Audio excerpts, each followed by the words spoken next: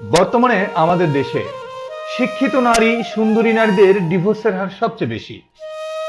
এটা হলো শিক্ষিত নারীর পরিচয়। এত লেখাপড়া করে বাবার টাকা নষ্ট করে তাদের ফলাফল ডিভোর্স।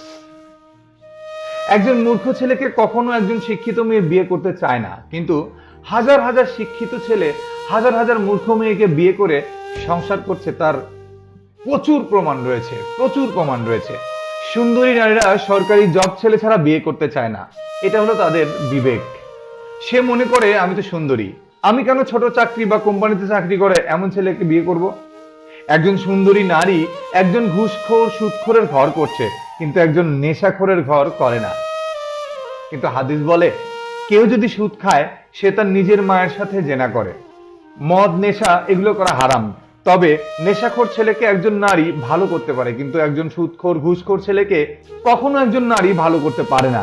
কারণ মেয়েটার যা যা চাহিদা সব তাকে দিয়ে দেওয়া হয় বলে, সেটা ঘুষের হোক বা সুদের হোক।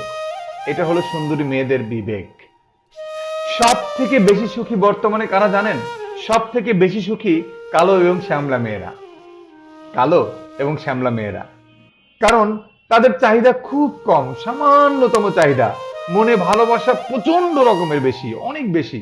আর একজন ছেলে কালো মেয়ে, শ্যামলা মেয়ে সহজে বিয়ে করতে চায় না।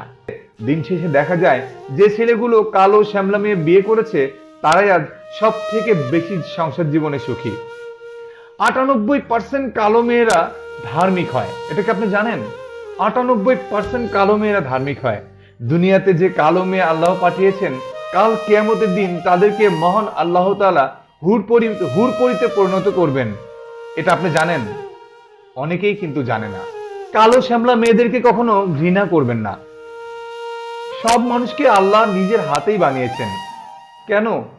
কোনো মানুষ যদি কারোর রূপ দেখে প্রেমে পড়ে বা বিয়ে করে, সেটা মেয়ে হোক বা ছেলে হোক, এটা তার চরিত্রের সমস্যা আছে।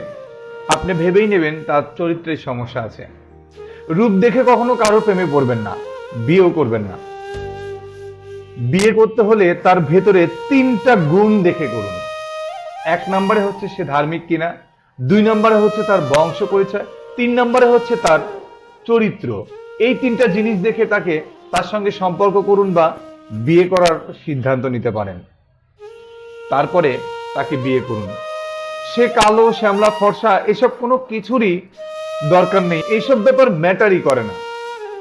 আরে ভাই, সুখ দেওয়ার মালিক তো স্বয়ং খোদা তাআলা, মহান রব্বুল আলামিন। সুমন লিখেছেন, ডিভোর্সের গল্প কথা 2 এই গ্রুপ থেকে সংগৃহীত।